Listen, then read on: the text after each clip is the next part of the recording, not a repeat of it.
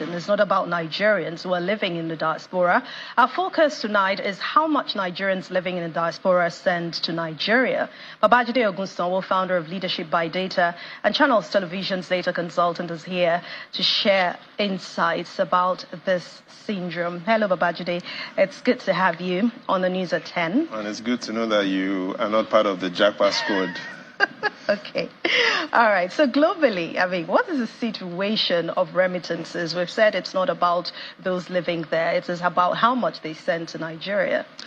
Yes, globally. But before we talk about the global situation of remittances, globally, today is also Mother's Day.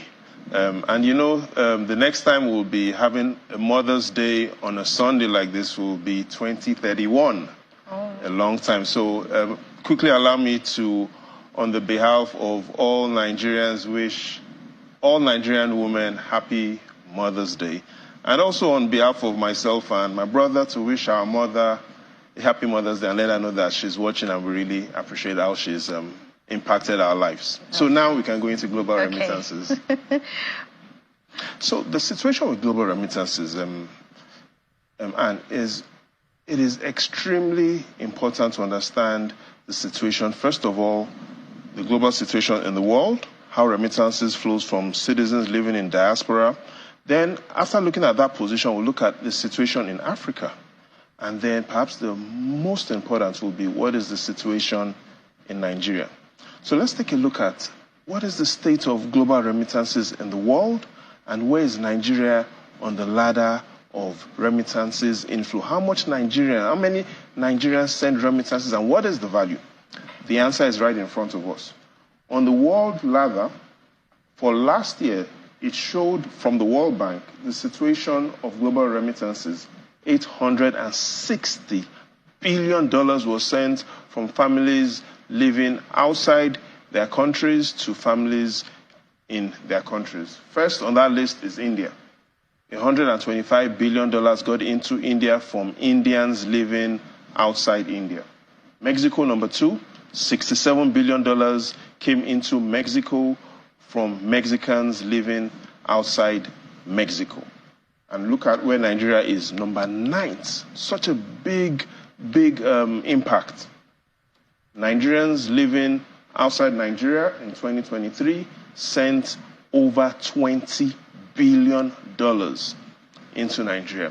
So globally, we see that situation that, yes, Nigeria is among the top 10 countries where their citizens are trying to reach out to their families within Nigeria. And yes, we see that inflows are huge. The inflows are huge and creating a lot of impact, helping with the stability of the economy, helping with managing rising inflation, helping with managing poverty, helping with even education, because a lot of these remittances are used for things that will possibly impact the lives of the families that they're sending the monies to. All right, so we've talked the numbers now. How much, I know you have said it has impacted several sectors of the economy, but talking about stability in low-income or less developed countries, how does this work? So, I talked about that big number, $860 billion remittances coming across the globe. The evidence shows that most of these remittances ends up in low-income countries, less developed economies. So in other words, you're not seeing this money is flowing into the advanced economies. These monies are really going back into countries like Africa and less developed economies to help families and to help their colleagues and friends to develop, especially in Africa. In this situation in Africa, if we take a look at it, yes, we've said Nigeria is 9th in terms of receiving remittances globally, but in Africa, the only country that receives more remittances than Nigeria in Africa is Egypt. Let's take a look at that list. The top 10 countries in Africa that receive remittances across the world. And what you'll notice is Egypt stands at number 1, closely followed by Nigeria. Then we have Morocco, Ghana, Kenya, and up to Somalia. But what you notice is you see a major difference between the inflows in the top 3 countries in Africa. I'm talking about Egypt, Nigeria, Morocco. That is where most of these remittances coming from. Every other country below Morocco, annual remittances less than $10 billion per year. So the only countries in Africa currently receiving remittances in excess of $10 billion per annum: Egypt, Nigeria, Morocco. That also allows you to know the extent of how many of their citizens have jackpot. All right. But the Central Bank of Nigeria recently confirmed that the remittances in February was significantly higher than the one in January when we compare both. Does this mean that their policies are working somehow? Clearly, the central bank started off with a lot of citizens had concerns about will their policies work.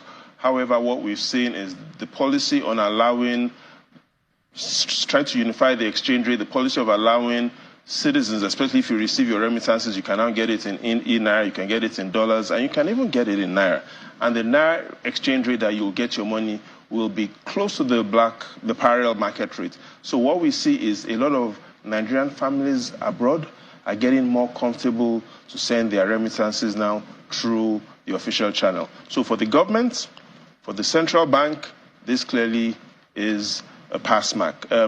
But what we also have seen by looking at the insights and analysis of the remittances is beyond the remittance inflow, it allows us to see that Nigerians are actually more involved in assisting Nigerians than foreigners in assisting Nigerians. And what do I mean?